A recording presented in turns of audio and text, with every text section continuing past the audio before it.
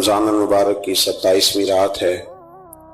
امام اعظم ابو حنیفہ رحمۃ اللہ علیہ سمیت بہت سارے بزرگ یہ فرماتے ہیں کہ یہی لیلۃ القدر کی رات ہوتی ہے۔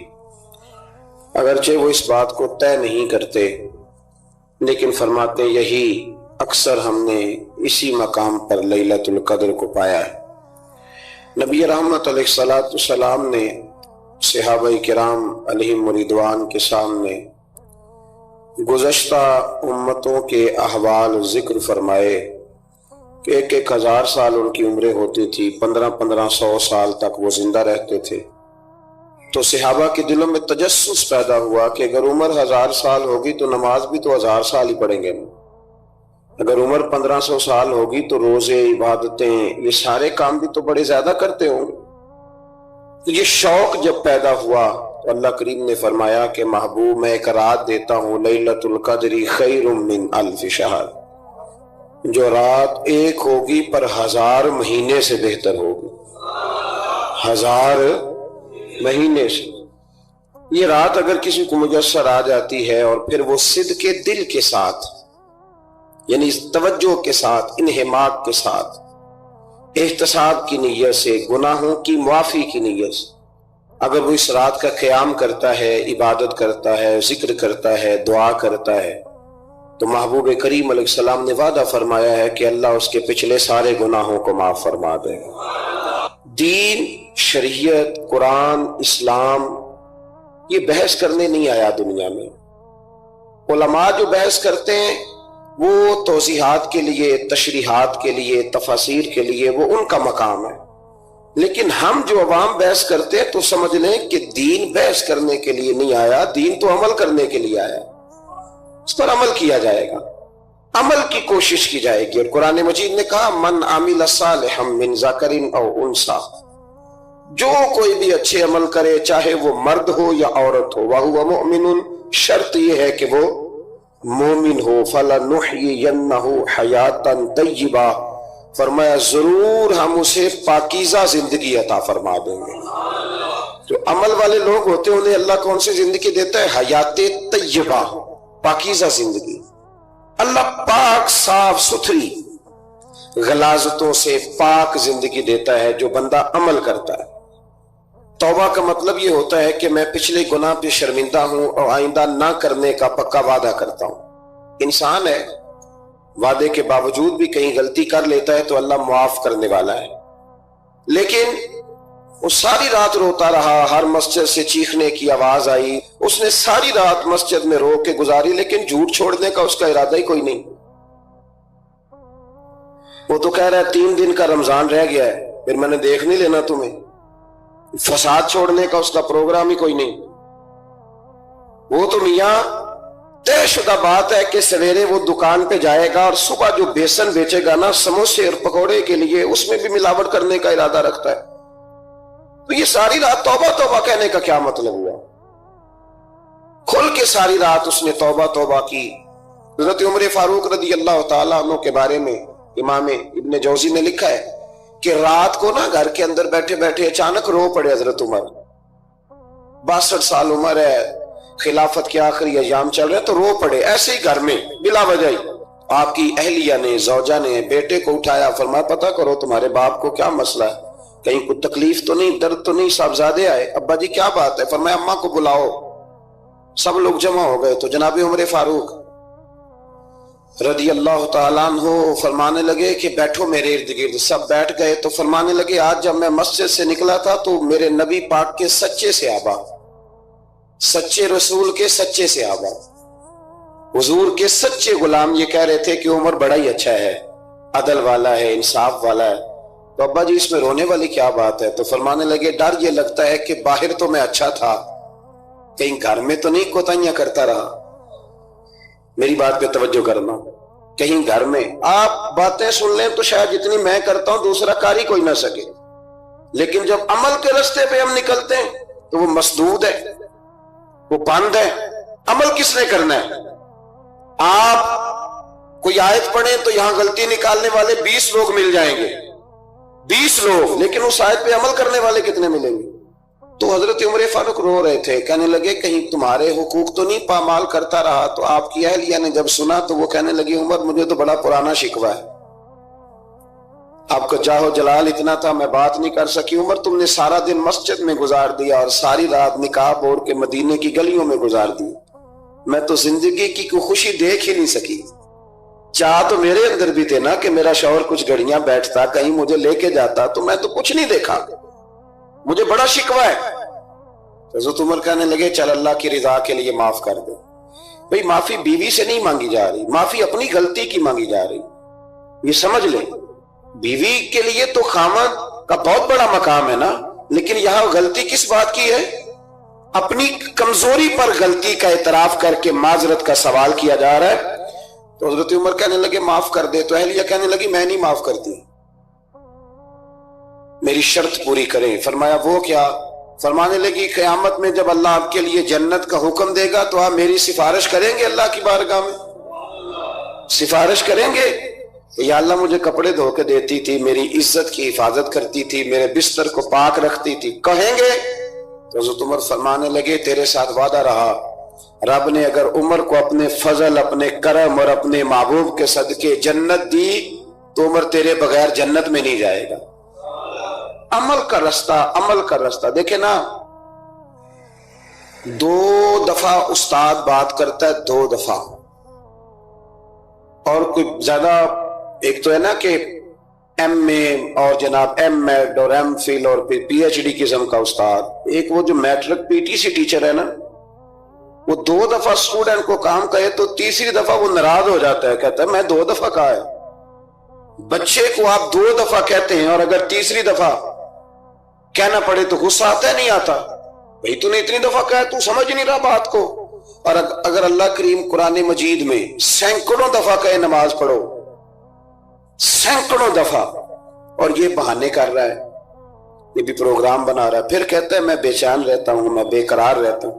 عمل کا رستہ اس کو اختیار کریں، آپ سکون میں رہیں گے۔ بد عمل آدمی اور بے عمل آدمی یہ ہمیشہ پریشان رہتے ہیں، ہمیشہ۔ عمل کریں، توبہ کریں تو پھر بدل جائیں، پھر تبدیلی آئے، اور یہ کوئی مشکل کام نہیں، جو بدلنے والے تھے وہ بدل گئے، بڑا کچھ کرتے تھے پر پھر وہ لوگ بدل گئے۔ حضرت فضالہ رضی اللہ تعالیٰ عنہ کہتے ہیں کہ میں بڑا دلدادہ تھا عورتوں کا، اور میرا ماحول یہ تھا کہ میں قتل بھی کر لیتا تھا، معاذ اللہ چوری بھی کر لیتا تھا، اور رات میری طبیعت تھی معاذ اللہ نئی سے نئی عورت کے پاس جانا۔ کہتے ہیں ابو جہل نے اعلان کیا کہ جو نبی پاک علیہ السلام کا سر اقدس معاذ اللہ کاٹ کے لائے گا، نقل کفر کفر نہ باشد، 100 سرخ اونٹ انعام ملے گا۔ تو میں نے ارادہ کر لیا کہ میں بہت سارا انعام حاصل کروں گا۔ قرآن مجید میں نا اللہ فرماتا ہے کہ بہت سارے لوگ ایسے ہیں جنہیں اگر میں رزق میں کشادگی دے دوں، زیادہ پیسے دے دوں، فرمایا باغی ہو جائیں، وہ سرکش ہو جائیں۔ یہ بہت سارے لوگوں کو جو اللہ تبارک و تعالیٰ اعتدال میں رکھتا ہے تو یہ ان کے لیے بہتر ہے۔ ہر بندہ دولت کے ہوتے ہوئے نیک ہو سکتا، تو یہ اللہ اگر رکھتا ہے نا اعتدال میں تو شکر کرے اللہ کا، ورنہ تو لوگ عیاشیاں کریں، پتہ نہیں کیا کچھ کر گزرے۔ تو حضرت فضالہ کہتے ہیں کہ میں نے خنجر تیار کیا اور میں نے بغل میں اس کو چھپایا، اوپر میں نے چادر اوڑھ لی۔ اب مجھے پتا تھا ظہر کی نماز کے بعد نبی پاک صلی اللہ علیہ وسلم طواف کعبہ کے لیے، بیت اللہ شریف کے طواف کے لیے جاتے ہیں۔ کہتے ہیں میں بھی اس طرف بڑھا، رستے میں نا وہ خاتون جس کے گھر میں نے رات آنا تھا، میں نے دروازے پہ دستک دی، میں نے کہا کہ تیار رہنا، تیار رہنا، آج میں بڑے پیسے لے کے آؤں گا۔ اسے میں نے یہ کہا اور پھر میں چلا گیا بیت اللہ شریف کا طواف کرنے۔ کہتے ہیں اللہ کے محبوب بھی طواف کر رہے تھے تو میں نے بھی طواف شروع کر دیا۔ ارادہ یہ تھا کہ جہاں نبی پاک علیہ السلام میرے قریب سے گزریں گے تو موقع پا کر میں حضور کے جسم اقدس پر خنجر کھونپ دوں گا اور معاذ اللہ شہید کر دوں گا۔ کہتے ہیں حضور ایک دفعہ بھی میرے پاس سے گزرے تو میں ہمت نہ کر سکا، دوسری دفعہ بھی پاس سے گزرے تو میں ہمت نہ کر سکا، تیسری دفعہ بھی گزرے تو میں ہمت، نبی کریم صلی اللہ علیہ وسلم 2-3 دفعہ گزرے تو فرماتے ہیں کہ مجھے موقع نہ ملا، اس لیے کہ حضور فرماتے ہیں اللہ نے روب کے ساتھ میری مدد فرمائی، دشمن پر میرا روب طاری ہو جاتا۔ فرماتے ہیں جب چکر پورے ہو گئے تو محبوب کریم نہ چھٹے چکر پہ فرمانے لگے فضالہ چکر ایک رہ گیا ہے، بے خبر ہو جو غلاموں سے وہ آقا کیا ہے، ایک پھیرا رہ گیا ہے۔ کہتے طواف مکمل ہو گیا تو محبوب میرے قریب آئے، فرمایا وہ کام کرتے کیوں نہیں جس کے لیے آئے تھے؟ میں نے عرض کی یا رسول اللہ کون سا کام، کیسا کام؟ اندر تو چور تھا نا، بانج فقیروں کسے نہیں ماریا، اے ہوئی چور اندر دا، اندر چور تھا نا۔ کہتے ہیں حضور نے مجھے کندھے سے پکڑ کے ہلایا، فرمایا کرتے کیوں نہیں؟ جب حضور نے ہلایا تو وہ خنجر بھی پیروں میں گرا اور میں بھی رسول اللہ کے پیروں میں گر گیا۔ میں نے کہا حضور مجھے کلمہ پڑھا دیں۔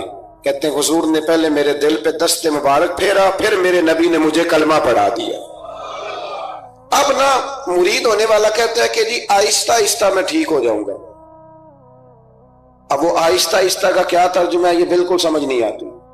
بھئی کسی بندے سے 5 لاکھ روپیہ لینا ہے تو اس سے وہ کہتا ہے جی میں آہستہ آہستہ دوں گا، 500 روپیہ دے دیا کروں گا روز کا، تو کہتے ہیں میری رقم خراب ہوتی ہے، پورے دو۔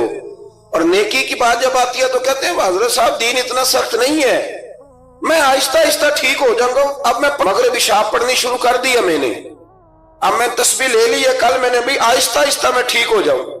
یعنی رقم لینی ہو تو وہ آہستہ آہستہ قبول نہیں ہے، لیکن اور مکان کی رجسٹری اگر کرانی ہو تو مالک مکان کہے گے آہستہ آہستہ کرا لو، کہتے ہیں پیسے پورے دیے، سویرے چل اور بیان دے۔ یہ کیا بات ہوئی؟ یہاں یہ جو ہمارا ماحول تھا نا کر لیں گے ہو جائے گا، یقین کریں لوگ قبروں میں چلے گئے ہیں پر مسجدوں میں نہیں آئے۔ ہر کام سے لوگ ریٹائر ہوئے پر گناہوں سے ریٹائر نہیں ہوئے، آخر تک تباہی اتر گئی لیکن لوگ بدلنے کو تیار نہ ہوئے۔ حضرت فضالہ کہتے ہیں ابھی میں نے کلمہ پڑھا، ابھی میں واپس آیا، رستے میں وہ بی بی کھڑی تھی، کہتے ہیں میں وہ شخص تھا کہ عورتیں مرتی تھی میرے اوپر اور کسی کی جرت تھی کہ وہ آئیں بائیں شائیں کرے، لیکن فرماتے ہیں میں بی بی کے پاس سے گزر گیا۔ پہلے تو اس کا خیال تھا رکے گا، لیکن جب میں رکا نہ تو دروازے پہ آئی، اور جب میں گزر گیا تو اس نے آواز دی، لیکن میں نے سنی انسنی کر دی۔ جب آگے بڑھا تو میرے پیچھے دوڑی، فرماتے مجھے پکڑ کے کہنے لگی فضالہ تجھے کیا ہوا، تو وہی نہیں جو یہاں سے گیا تھا؟ آپ فرماتے میں کبھی نہیں رویا تھا، میں کبھی نہیں رویا تھا۔ اور جب کہا نا تو وہی نہیں، کہتے میں نے سر اٹھایا تو میری آنکھوں میں آنسو تھے۔ میں نے کہا میں جو گیا تھا وہ نہیں ہوں، اب تو میں محمد عربی کا غلام بن گیا، اب میں وہ نہیں ہوں، اب نہیں ہو سکتا کہ کوئی میری نظر میلی ہو جائے، یہ کیسے ممکن؟ اب نا اسلام کی تعریف ہم نے یہ کی ہے کہ خبردار کوئی ہمارے قریب نہ آئے، ہم کسی کو بات نہیں کرنے دیتے کہ ہم مسلمان ہیں، ہم بات نہیں کرنے دیتے۔ پتہ کیا بات ہے، ایک میری یہ تقریر ہوتی ہے ممبر پہ، اور ایک میرا عمل ہوتا ہے جب میں سفر کرتا ہوں، جب میں گاڑی میں بیٹھتا ہوں، جب میں دوستوں سے ملتا ہوں۔ جب ان دونوں باتوں میں تضاد آتا ہے نا، تضاد، تو لوگ تقریر کو جذبات نہیں کہتے، ایک فن بن جاتی ہے تقریر۔ آپ کو پتا ہے نا وائزین نعت خاں کہتے ہیں میں نے محفل لوٹ لی، پھر لوگ شمار کرتے ہیں کتنے لوگوں نے سبحان اللہ کہی، پھر لوگ شمار کرتے ہیں کہ آج 5 بندے روئے بھی تھے جب میں تقریر کر رہا تھا۔ پھر یہ فن ہے، یہ جذبات کا اظہار۔ سمجھ لیں بات کو کہ عمل جب آپ نہیں نہ کرتے عمل، تو آپ خود بڑے بے چین رہتے ہیں کہ یار یہ میں کیا کر رہا ہوں، یہ کون سا گورکھ دھندا ہے کہ میرا عمل صفر ہوتا جا رہا ہے۔ ہمارے ایک استاد تھے تو وہ فرمایا کرتے تھے کہ اگر پڑھے لکھے آدمی کو تم بے عمل دیکھو تو اس سے دور ہٹ جایا کرو ورنہ تمہیں بھی بے عمل کر دے گا۔ میں نے ان سے عرض کی، میں نے کہا حضور یہ کیا ہے؟ تو فرمانے لگے اپنے حضرت صاحب سے پوچھنا، وضاحت کریں گے۔ میں نے حضرت صاحب سے کہا جی عجیب بات کر دی ہے، علم والے بندے کے پاس بیٹھ کے تو علم آتا ہے۔ تو وہ فرما رہے تھے کہ علم والے بندے کے پاس اگر وہ بے عمل ہو تو بالکل نہ بیٹھنا۔ تو حضرت صاحب فرمانے لگے انہوں نے صحیح کہا ہے۔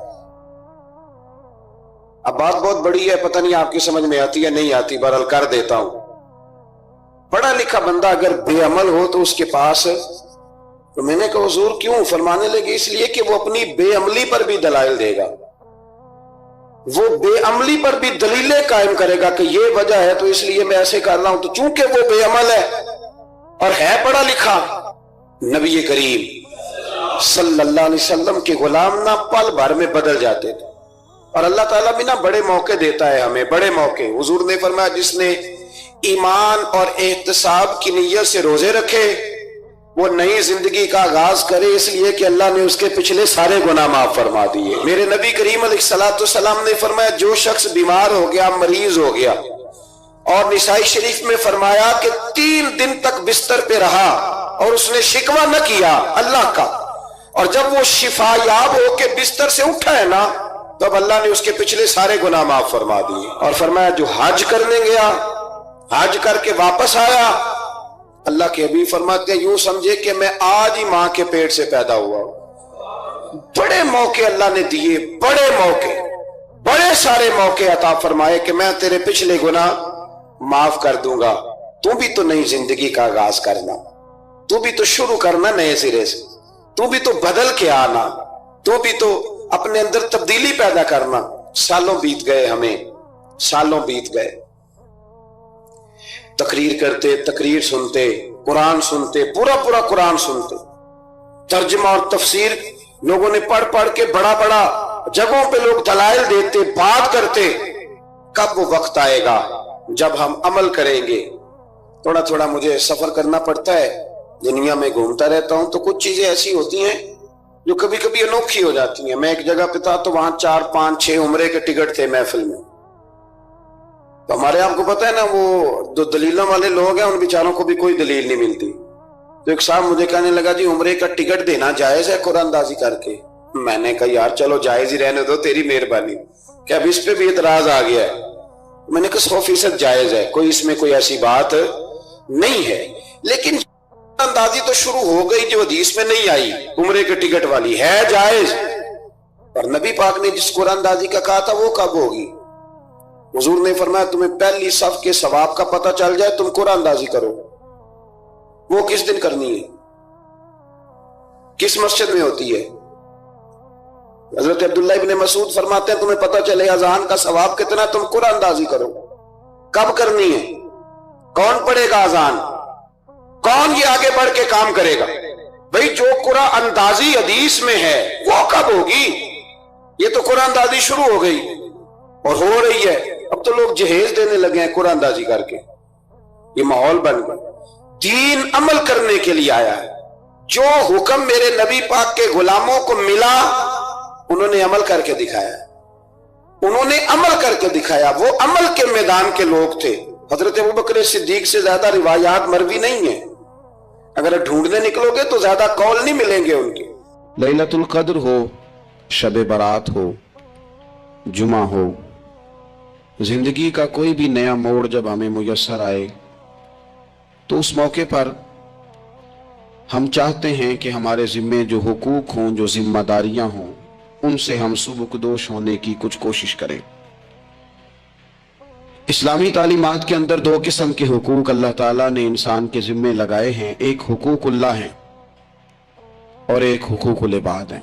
حقوق العباد کے معاملے میں نزاکت، اور پھر جو آیت میں نے قرآن پاک کی پڑھی، ایک تو یہ ہے کہ آپ لوگوں سے معافی لیں، معافی مانگیں۔ ہمارے ہاں نا معافی کا مزاج قبول کریں، جب کوئی بندہ معافی طلب کرے تو معافی، ہمارے ہاں معافی مانگنے کا رواج میں آپ یقین کریں سرے سے ہے ہی نہیں، بلکہ الٹا لوگ چڑھائی کر جاتے ہیں، کہتے ہیں وہ خو تم نے معافی مانگ لی ہے تو معاملے ختم ہو گئے۔ اور جو آدمی، میں بڑے زمانے سے کہہ رہا ہوں کہ میرے ملک میں ایک رواج بنتا جا رہا ہے، جس کی زبان جتنی زیادہ سخت ہوتی ہے اس کا عروج اتنا زیادہ ہوتا ہے، جو تھوڑا سا شرافت کا مظاہرہ کرے لوگ اسے بزدل سمجھ لیتے ہیں۔ عزیز بھائیوں، اپنی زندگی میں معافی مانگنے کا مزاج بنائیں، آپ طلب کریں کہ یار مجھ سے غلطی ہو گئی، میں انسان ہوں۔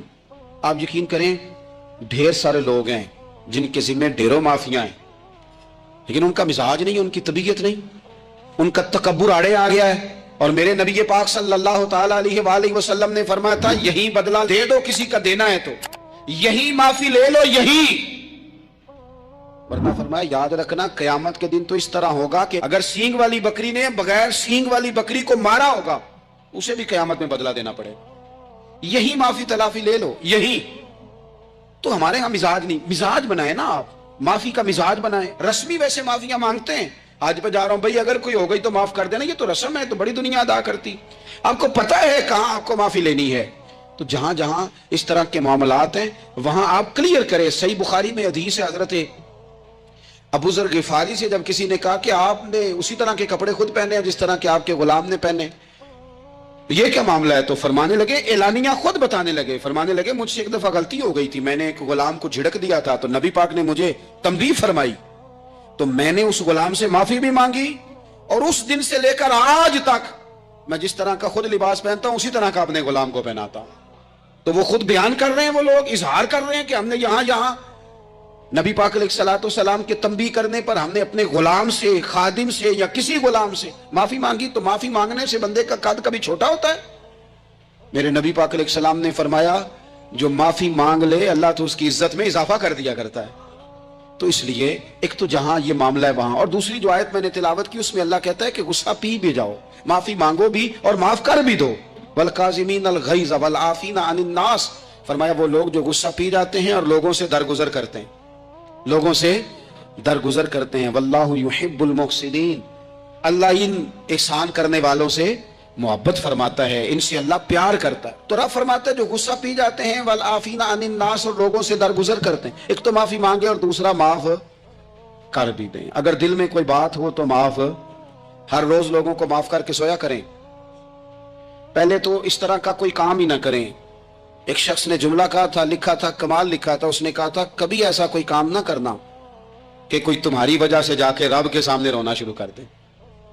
ایسا کوئی کام نہ کرنا کہ کوئی بندہ تمہاری شکایتیں اللہ رسول کو لگائے. اس طرح کا کبھی کام نہ کرو کہ وہ تڑپ اٹھے اور کہے اب تمہارا شکوہ میں نے وہیں کرنا ہے. کچھ لوگوں کی شکایتیں کرنی پڑتی ہیں اللہ رسول کی بارگاہ میں بھی، اپنے مشائخ کی بارگاہ میں کر دیتے ہیں. بعض اوقات انسان وہ بے بسی کے عالم میں کرے یا بہت زیادہ تکلیف اسے سہنی پڑے تو تب کرے، ہو جاتا ہے. تو ایک تو ایسا کریں نا، اور کوشش کریں لوگوں کو معاف کر دیں، اپنے دل سے چیزیں نکال دیں. دو لوگ بیٹھے تھے نا حرم مکہ میں، ایک صاحب کہہ رہے تھے کہ میرے اوپر بدر میں جو قتل ہو گئے کفار، ان کا ذکر چل رہا تھا، تو دونوں گفتگو کر رہے تھے بدر میں ہمارے اتنے لوگ مسلمانوں نے مار دیے. تو ایک ان میں کہنے لگے کہ اگر میرے اوپر قرض نہ ہوتا اور میرے چھوٹے چھوٹے بچے نہ ہوتے تو میں تو تلوار لے کے جاتا اور مدینہ شریف جا کے معاذ اللہ بدلہ لے آتا. دوسرا کہنے لگا میں دیتا ہوں نا تیرے بچوں کا خرچہ بھی اور میں تیرا قرضہ بھی اتارتا ہوں، تو جا. اس نے کہا پکی بات ہے؟ کہا ہاں، قرضہ بھی میں اتار دوں گا، تیرے بچوں کا خرچ بھی اٹھاؤں گا، تو جا. اس نے خنجر تیار کیا، تلوار تیار کی، گھوڑے پہ بیٹھا، گلے میں وہ تلوار اس نے اپنے ڈالی اور مدینہ شریف آ گیا. اتفاق کی بات یہ کہ ملاقات حضرت عمر سے ہوئی. جناب عمر کہنے لگے مجھے تیری نیت ٹھیک نہیں لگتی. پکڑا کدھر آئے ہو؟ کہنے لگا میں تو بدر کے قیدیوں کے بارے میں بات کرنے آیا. فرمایا تلوار لے کے چل تجھے حضور کے پاس لے کے جاتا ہوں. نبی کریم کی بارگاہ میں لے گئے تو حضور فرمانے لگے کیسے آئے ہو، کیسے آنا ہوا؟ کہنے لگے جی میں تو بدر کے جو قیدی آپ کے پاس ہیں ان کی بات کرنے آیا تھا. تو حضور فرمانے لگے چل پھر باقی کی میں سناؤں. خیال آیا مسلمان نیک و بد پہچان جاتے ہیں، محمد آدمی کے دل کی باتیں جان جاتے ہیں صلی اللہ تعالی علیہ وسلم. فرمایا میں سناؤں؟ حضور کیا؟ فرمایا تم اور فلاں بن فلاں وہاں بیٹھے ہوئے تھے نا حرم مکہ میں فلاں پہاڑ کے ساتھ ٹیگ لگا کے، اور تم نے یہ کہا تھا نا کہ قرضہ نہ ہوتا، بچے چھوٹے نہ ہوتے تو بدر کے مقتولین کا میں بدلہ لیتا. یہ سارا کچھ طے کر کے پھر آئے ہو تلوار لے کے، اور یہاں کہتے ہو میں قیدیوں کے بارے میں بات کرنے آیا تھا. اس کے تو پسینے چھوٹ گئے، وہ تو بے حال ہو گیا. اس نے کہا اس کا تو سوائے اس کے اور میرے کسی کو نہیں پتا. اگر آپ کو پتا چل گیا ہے تو پھر آپ اللہ کے سچے رسول ہیں. تو حضور اگر آپ کو پتا چل گیا ہے کہ میں قتل کرنے کے ارادے سے آیا ہوں، میں معاذ اللہ بدلہ لینے آیا ہوں، اللہ کرے آپ کو سمجھ آئے میری بات کی. یعنی ایک تو یہ ہے کہ بندہ وہ پکڑا گیا ہے، اور ایک یہ کہ کسی کو پتا چل گیا ہے کہ یہ اس کام آیا ہے. پھر لوگ جب معافی دیتے ہیں تو بڑی کہانیاں سنا کے دیتے ہیں، ایسے نہیں دیتے. حضور اب آپ کو پتا چل گیا ہے تو کیا کریں گے؟ تو حضور فرمانے لگے تو بتانا تیرے ساتھ کیا کریں. اس نے کہا کہ میں نے سنا ہے آپ معاف بڑا کر دیتے ہیں.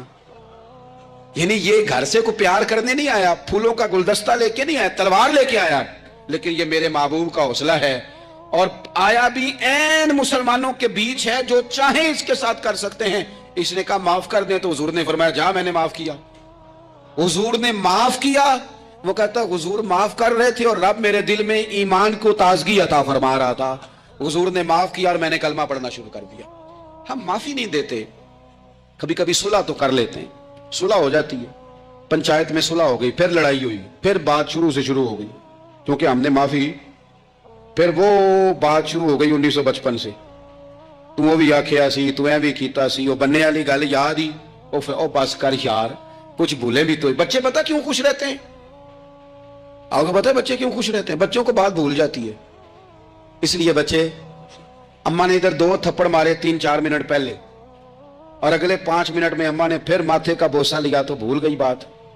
अल्लाह करे कोई थोड़े थोड़े बच्चे भी बन जाएं। ये जो बहुते सियाने हैं ना, इनका भी अल्लाह ही हाफिज है, अकल ज्यादा आ गई है ना। इसलिए इकबाल जैसे लोगों ने कहा था, खिरत की गुत्थियां सुलझा चुका हूं, या रब मुझे साहिबे जुनू कर दे, साहिबे जुनू कर दे, साहिबे अल्लाह कोई थोड़ा सा मुझे मजनून भी बना, ये ज्यादा अकल तो किसी काम की रही नहीं, पागल कर दी, पागल कर दी। बहुत सारे लोग ऐसे ज्यादा समझदार होते हैं, लिहाजा माफी देने को तैयार है, माफी दें। जब कोई माफी का मुतालबा करे तो उसे माफी, सबसे मुश्किल काम होता है लंबी लिस्ट वाले दुश्मन को माफ करना। लिस्ट जिसकी लंबी हो ना गलतियों की, एक आध गलती तो माफी हो जाती है।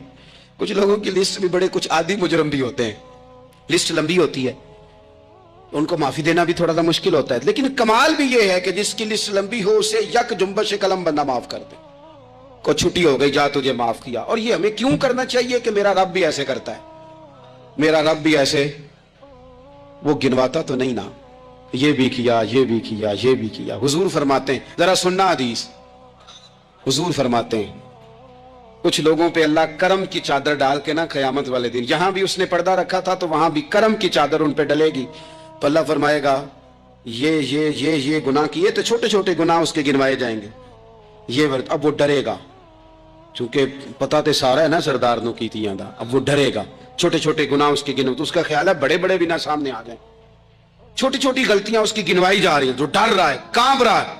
कुर्बान जाए नबी पाक के लफ्जों पे, कुछ गल्लां अजइयां ने कुरान पाक च, अजइयां ने, ये ना मेरी दादी कहा करती थी, मेरी अम्मा कहा करती थी, कुछ काम अजय ने, कुछ गल्लां अजइयां ने कि उत्थे दिल करदा सफा बंद हो जाना है ते माफी हो जानी है, खत्म है ये बात, इससे आगे किसी ने सवाल पूछना ही नहीं। छोटे छोटे गुनाहों का अल्लाह तज़किरा फरमाए, ये किया, ये किया, ये किया, या अल्लाह हो गया। अब बंदा डर रहा है कि बड़े बड़े भी सामने आ जाएंगे, लेकिन छोटे गुनाहों पे ही फुल स्टॉप लगा के ना, तो रब फरमाएगा ये जो तेरे गुनाह है ना, इसके बदले तुझे नेकियां दी जा रही है, तूने सच्ची तौबा की थी तो इन गुनाहों को बदल के नेकियां बनाया जा रही है। पहले डर रहा था, हुजूर फरमाते हैं, अब फटाफट बोल पड़ा, कहने लगा या अल्लाह मैंने तो बड़े बड़े भी किए हैं, यानी अगर छोटों की नेकियां बन गई है तो वो पाप किधर है, बड़े बड़े वो मेरे किधर हैं।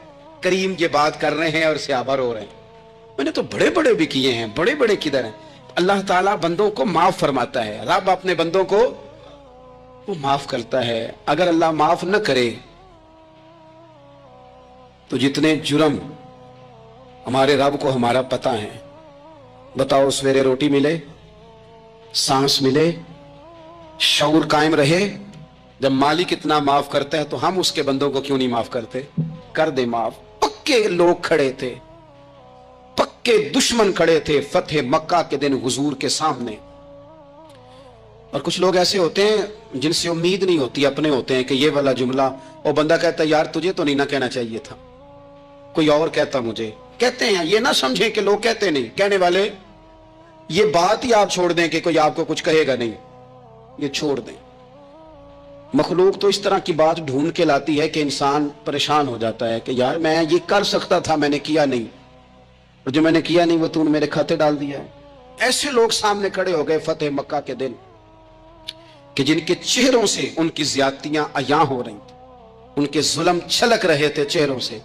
हुजूर के सामने खड़े हैं, कांटे बिछाने वाले भी, रोड़े मारने वाले भी, गले में रस्सियां डालने, सारे खड़े हैं। हुजूर ने फरमाया बताओ तुम्हारे साथ क्या सलूक करूं? उन्होंने कहा आप करीम हैं। तो हुजूर ने पता क्या कहा? कुरान पाक में एक सूरह यूसुफ है, कुछ लोगों को लफ्ज किस्सा भी बड़ा बुरा लगता है, तो अल्लाह फरमाते हैं नहनु नकुस्सु अलैका अहसनल क़सस, महबूब हम आपको एक सोना किस्सा सुनाने लगे। इसको अल्लाह ने किस्सा कहा, सोना किस्सा, सूरह यूसुफ को। तो सूरह यूसुफ क्या है भला, जरा अंदाज देखिए सूरह यूसुफ का। पहले हजरत यूसुफ लाडले हैं बाप के, लाडले, फिर उसी जनाबे यूसुफ के मुंह पे तमाचे, फिर वही जनाबे यूसुफ कुएं में है, फिर कुएं से बच गए। कुएं में गिरा भी बंदा कभी बचता है? बच गए, अल्लाह की शान हो तो बच जाता है। बच गए, फरमाते मैंने समझा बच गया हूं। जब बच गया तो बड़ी तकलीफ हुई। भाइयों ने कहा हमारा गुलाम है, हमने बेचना है। सगे भाइयों ने बेचा, जो बाप की तरफ से सगे थे बेचा। फरमाते हैं मैं बिका। अब बड़ा परेशान था कि यार कभी आप गौर करें ना, किसी का रेट लग जाए। फरमाते हैं अब बड़ा परेशान था, और जब मैं मिस्र में गया तो मैं कोने में खड़ा हूं और लोग मुझे खरीद रहे हैं। मोहब्बत में यह किस्सा सुनाना तो आसान है कि बीबी अट्टी लेके आ गई थी, पर जो बेकरा है उसका भी तो हाल देखो ना क्या है, इसका रेट लग रहा है, ये भी तो बड़ी। और जनाब यूसुफ कहते हैं फिर अजीज मिस्र ने खरीद लिया, तो बादशाह के घर गया तो कुछ सुख का सांस आया। ये हजरत यूसुफ हैं, ये लाडले हैं। फरमाते हैं सुख का सांस लिया ही था कि जनाब जुलेखा ने इल्जाम लगाया, और वो गलती माज़अल्लाह जिसका तसव्वुर भी नहीं, उसकी पादाश में सालों जेल काटा। लेकिन खुदा की हिकमत है ना, अल्लाह का करम है ना, जिस मुल्क के वो कैदी थे रब ने उसी मुल्क का हुक्मरान भी बना दिया। ये अल्लाह की हिकमत है ना, तकाजे है ना। सुबह के तख्त नशी शाम के मुजरम ठहरे, हमने पल भर में नसीबों को बदलते देखा। वो जो चाहे जब चाहे कर दे। तो जब वही भाई मजबूर होकर सवाली बनकर सामने आए हैं, पता क्या होता है, बंदा माफ कर देता है। बहुत सारे लोग माफ करते हैं, पर कहानियां सुना के पता जे ना उदों की आख्या साजे, पता जे ना उदों की कीता साजे, फिर पता जे ना तुसी आ भी आंदे सो, ये सारी कहानियां सुना के। लेकिन हजरत यूसुफ के सामने खड़े हो गए। जनाब यूसुफ ने बात छेड़ी कोई नहीं, फरमाया तुमसे बात ही कोई करनी, जाओ तुम्हें सारा कुछ माफ किया। अब जब ये लोग मक्के वाले हुजूर के सामने खड़े, इस तरह माफी देनी चाहिए। ये जब सामने खड़े हुए तो हुजूर ने फरमाया पता है तुम्हारे साथ क्या सलूक करने वाला हूं? कहा हुजूर नहीं। फरमाया वही जो जनाबे यूसुफ ने भाइयों के साथ किया था। पिछला सफा पलटना ही कोई नहीं, जाओ तुम्हें माफ किया, जाओ तुम्हें माफ किया, जाओ तुम्हें माफ किया। और सिर्फ माफ नहीं किया, साथ इज्जत भी दी। सबसे ज्यादा मुकाबले तो हजरत अबू सुफियान ने किए थे ना, आखिर तक वो आए थे। आज वो कलमा पढ़ रहे हैं, सरदार हैं, कलमा पढ़ रहे हैं। तो नबी पाक ने सिर्फ माफी नहीं दी, इज्जत भी दी। फरमाया जनाबे अबू सुफियान चूंकि आप मुसलमान हो गए हैं, मैं सबको माफ करता हूं। जो अपना अंदर से दरवाजा बंद कर ले उसे भी माफ करता हूं, और जो अबू सुफियान की हवेली में आ जाए उसे भी माफ कर दूंगा। तो अबू सुफियान वो कहते मैं हैरान ही हो गया कि इतनी बड़ी बात, माफी भी दी और साथ इज्जत भी दी। तो आज जो सबक आपकी खिदमत में मैंने अर्ज किया है, इसको आप उम्मीद है याद रखेंगे। एक तो ये कि माफी मांग लें। अगर किसी जगह हमारा माफी मांगना, अगर हम समझते हैं, हमारा दिल ज़मीर गवाही देता है कि मुझे माफी मांगनी चाहिए, तो माफी मांगे। और दूसरा फिर माफी दें भी, और माफी दें, सियासी सुलह ना करें, माफी दें तो फिर वाकई दें, दिल से दें। और आखिरी बात यह कि जिस तरह हमने लोगों से माफी लेनी है और माफी देनी है, इसी तरह जहां हमसे शरई कबाहतें हुई हैं, इखलाकी कमजोरियां हुई हैं, एक बात तो अच्छी तरह समझ लें कि नफल पढ़ने से हुकूकुल बाद नहीं माफ होते, वो बंदे से माफी मांगने से होते। सारी रात को बंदा तस्बीह पढ़े और कहे कि मैंने अम्मा की नाफरमानी किया तो माफी हो जाएगी, नहीं, वो अम्मा ही माफ करेगी तो माफी हो, वो अब्बा ही माफ करेगा तो फिर ही माफी होगी। तो जो जहां शरीयत की मुखालफत की है वहां भी माफी मांगे, अल्लाह के हुजूर गिड़गिड़ाएं, तौबा करें, और तौबा बदल जाने वाली करें, तब्दील हो जाने वाली तौबा करें। माफी मांग भी ले, माफी दे भी दे। और आपसे ये भी गुजारिश करूंगा कि जहां अल्लाह रसूल की हमसे नाफरमानी हुई है, वहां तन्हाई में 2 नफल पढ़ के, तन्हाई में अल्लाह ताला से भी माफी के खास्तगार हों। याद रखें जब उसकी खुफिया तदबीर आ गई तो फिर माफी का वक्त हो सकता है खुदा न करे हमें न मिल सके, तो अब वक्त है, खूब इस्तिगफार करें, खूब माफी मांगें। देखो माफी होती है उज्र की, माफी होती है माजूरी की, गफलतों की माफी। जब हम स्कूल में पढ़ते थे, मदरसे में पढ़ते थे, तो जिस बच्चे का पता चल जाता था ना ये बीमार था, उसे मारनी पड़ती थी। जिसका पता चल जाता था ना कि इसके घर में कोई परेशानी आ गई थी, उसे मारनी पड़ती थी। गुस्सा दिलाने वाली बात यह होती थी कि घर वाले कहते थे कि हमने तो भेजा था, सुबह तैयार करके बैग देके इसको रवाना किया था, और जब पता चलता था ना कि ये आया नहीं, वहां बैठकर वक्त गुजारा, वहां बैठकर वक्त गुजारा। अब ये वो मसला था कि उस्ताद اس پر یوں ہوتا تھا کہ جس طرح وہ پورے جلال میں آ گئے. اس بات نے انہیں اتنا غصہ دلا. وہ تو بیٹھا رہا, جان بوجھ کے نہیں آیا. اس کو شدید مار پڑتی تھی.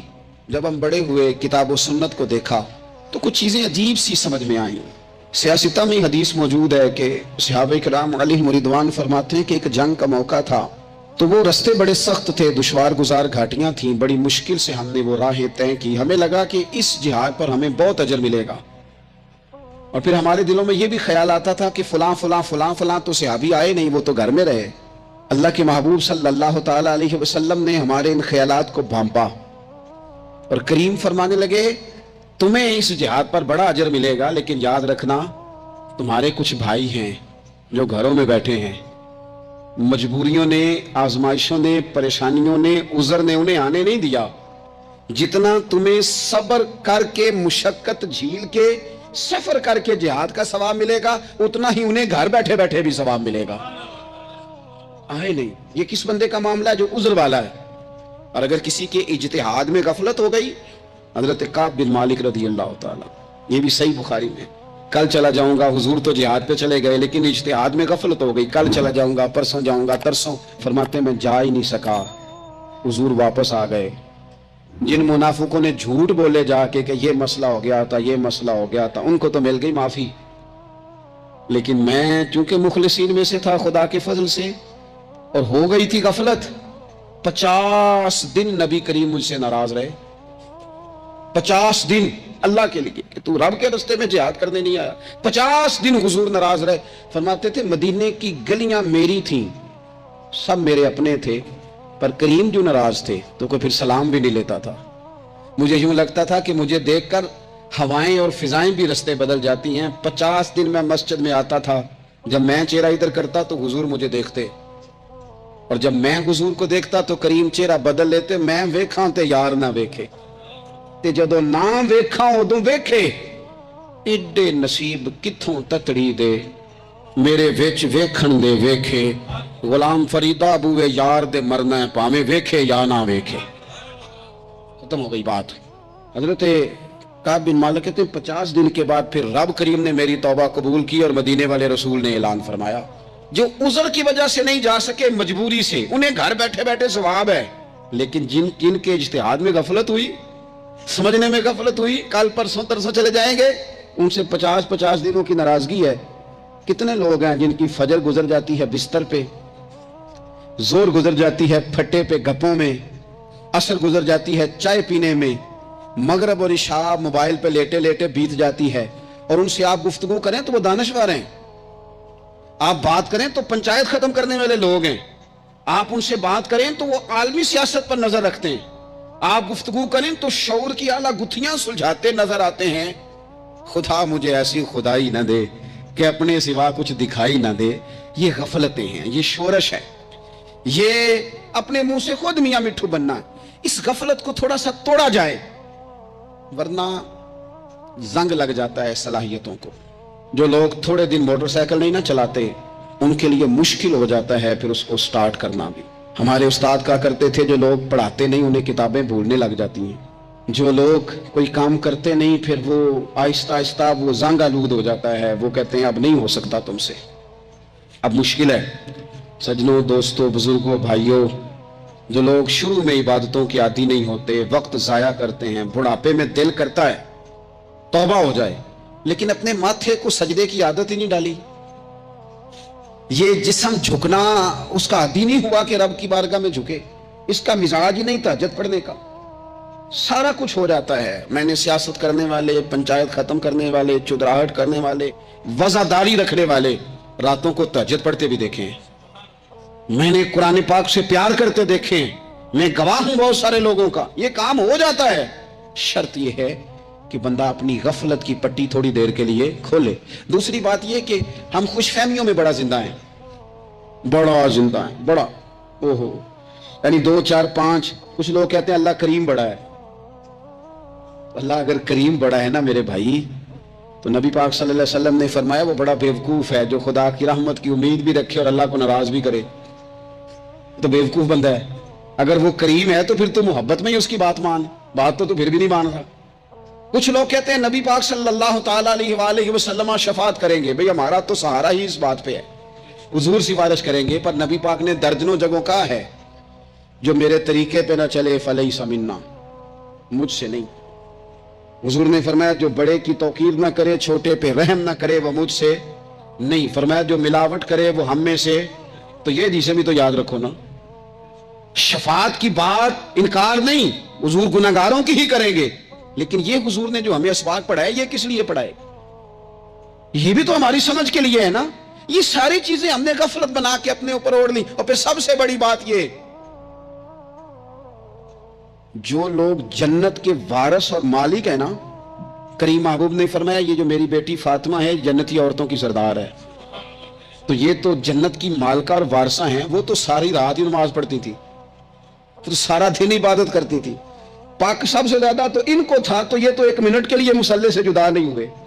اور جنہوں نے صرف امید لگائی ہے, کوئی ان کے پاس ڈگری نہیں, وہ بن کے بیٹھ گئے ہیں. وہ کہتے ہیں جناب جنت مطلب ہم جسے کہیں گے معاذ اللہ وہ جائے گا, دوسرے کو جانے دیتے ہیں. اپنی زندگی میں خوش فہمیاں نہ لائیں, یہ غفلت پیدا کرتی ہیں. غفلت بڑی خطرناک چیز کا نام ہے. جب بندہ غافل ہو جاتا ہے, میں آپ سے ایک بات عرض کروں, حضرت عبداللہ ابن مسعود فرماتے ہیں کہ مومن رائی کے دانے کے برابر غلطی ہو جائے تو اسے لگتا ہے میرے سر پہ پہاڑ کھڑا ہے. اور فرمایا جو منافق ہوتا ہے نا, وہ پہاڑ کے برابر گناہ کر کے کہتا ہے بات ہی کوئی نہیں, فلانا بھی کرتا ہے, یہ بھی کرتا ہے, ساری دنیا کر رہی. یہ نفاق کی علامت ہے, اگرچہ بعض نے اسے نفاق عملی کہا, اعتقادی نہیں کہا. عزیز دوست, جب آپ چھوٹی گناہ چھوٹی غلطی کرتے ہیں تو پھر وہ چھوٹی چھوٹی غلطیاں پہاڑ بنتی ہیں, چھوٹی چھوٹی. وہ حضور نے فرمایا نا, جب تو ایک گناہ کرتا ہے تو تیرے دل پہ ایک دھبا لگتا ہے, نہ توبہ کرے تو دوسرا لگتا ہے, نہ کرے تو تیسرا, پھر دل کالا سیاہ ہو جاتا ہے.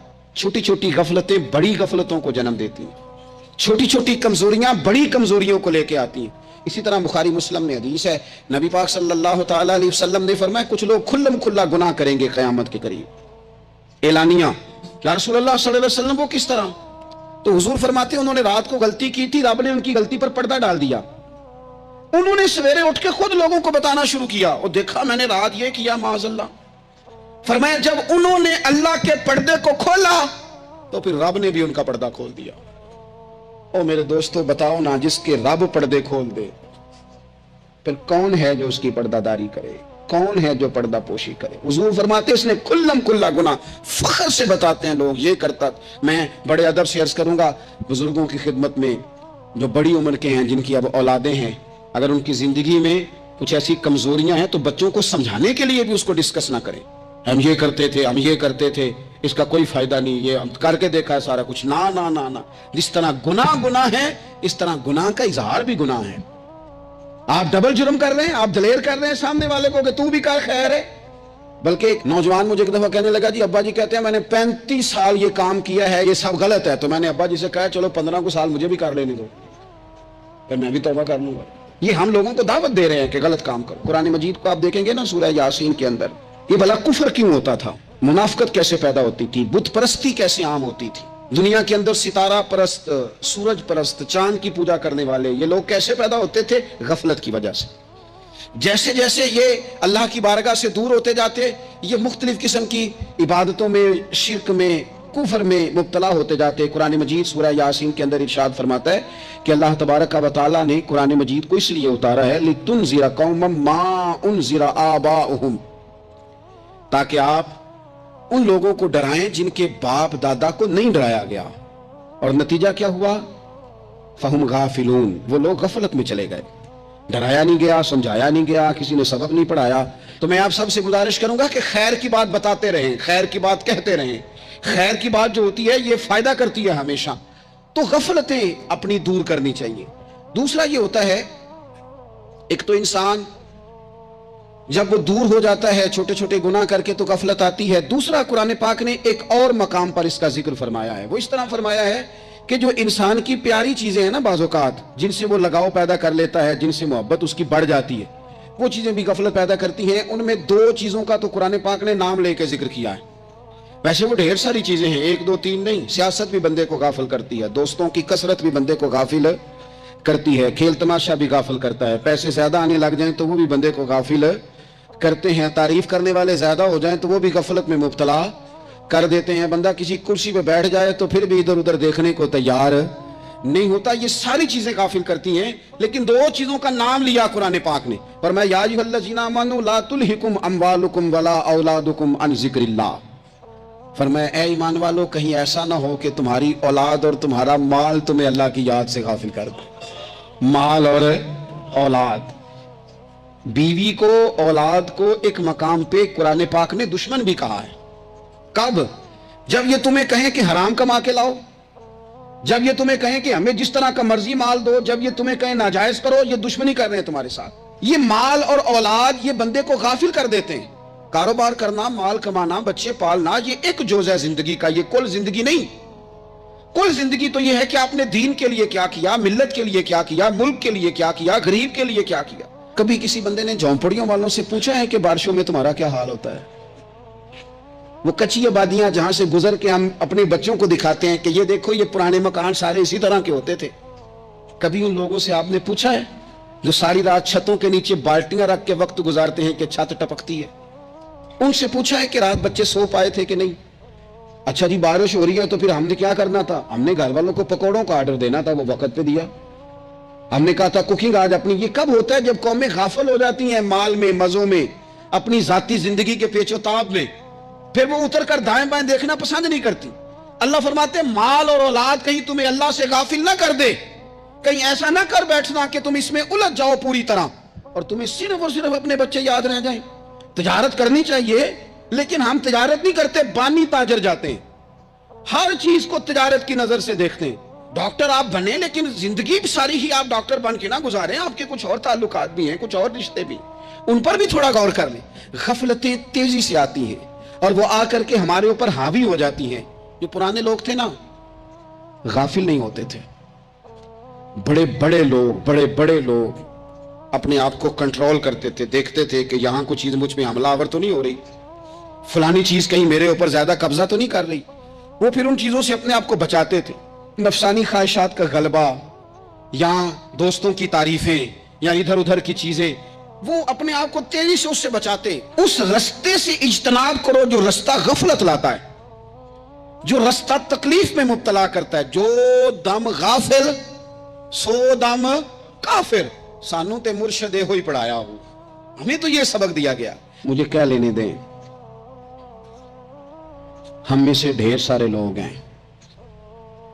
پلٹ کر اپنی زندگی دیکھیں، اپنے آپ پر غور کریں تو ہم اتنے قابل تھے کہ شاید ہمیں کوئی اپنے دروازے پر چوکیدار بھی نہ رکھتا. لیکن جب اس نے نواز دیا تو ہمارے لہجے ہی بدل گئے، ہمارا انداز ہی کچھ اور ہو گیا. شاید کوئی ہم سے سلام بھی نہ لیتا، لیکن جب اللہ نے نواز دیا تو لفظ اور جملوں کے اندر پھر ہمارے وہ رنگ آ گیا جو نہیں ہونا چاہیے تھا. کیوں؟ کہ مال آیا تو غفلت لایا. حضرت عمر فاروق کے زمانے میں جب مال آتا تھا تو وہ رویا کرتے تھے، فرماتے تھے یہاں جی آتا ہے وہاں غفلت بھی آتی. اپنی زندگی سے غفلت کا پردہ اٹھائیں. سو رہے ہیں سارے جاگ جائیں، وقت تیزی سے گزر رہا ہے، بے قابو ہو گیا، ہم سے نہیں سنبھالا جاتا. ٹائم کب دن چڑھتا ہے کچھ پتہ نہیں چلتا، شام ہو جاتی ہے، ڈھیروں کام رہ جاتے ہیں. کئی لوگ تھے جن کا ارادہ تھا کہ پرسوں سے میں نے مسجد آنا ہے، میں نے نیک ہو جانا ہے، وہ نہیں آئے. موت ہی آئی. حضرت اسرائیل ہی آئے، بڑا پیار کیا فلانے نے، او ہو جی، بڑا ہی رو رہے تھے اس کے بچے.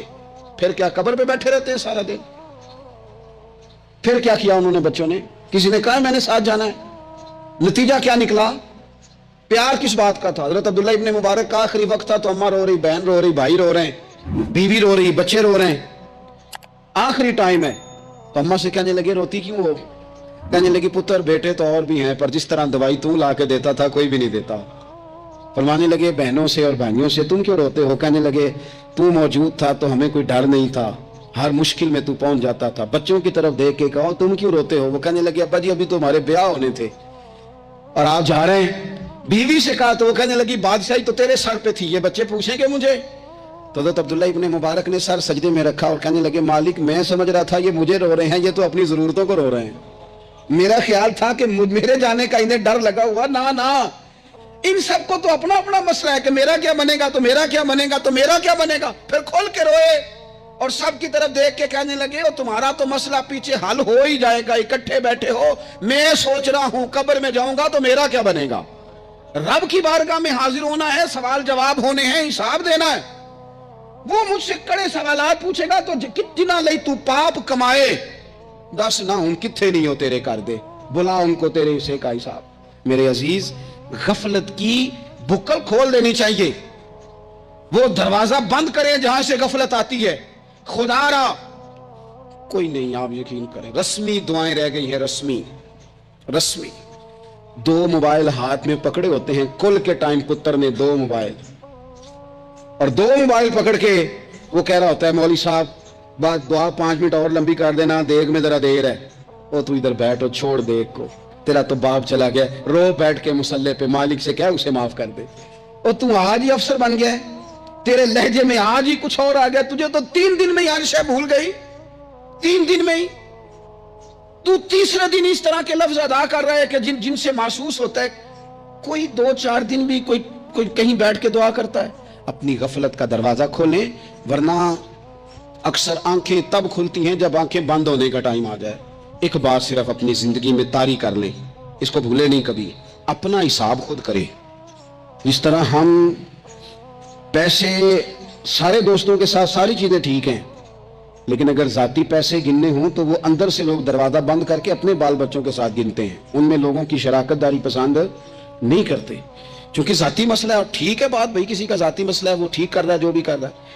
इस तरह जो हमारे जाती मामलात है ना, रूहानी मामलात, अपनी नमाजों का हिसाब करें, अपनी गुफ्तगू का हिसाब करें, अपनी सोचों का हिसाब करें, हलाल खा रहे हैं हराम खा रहे हैं खुद हिसाब करें, अकेले बैठ के हिसाब करें, जान छुड़ाएं थोड़ी देर मोबाइल से, तन्हा बैठ के थोड़ी देर मुराकबा करें, खुदा की नेमत कितनी है, जवाब में शुक्र हमारा कितना, इसका हिसाब करें, अपना हिसाब करें।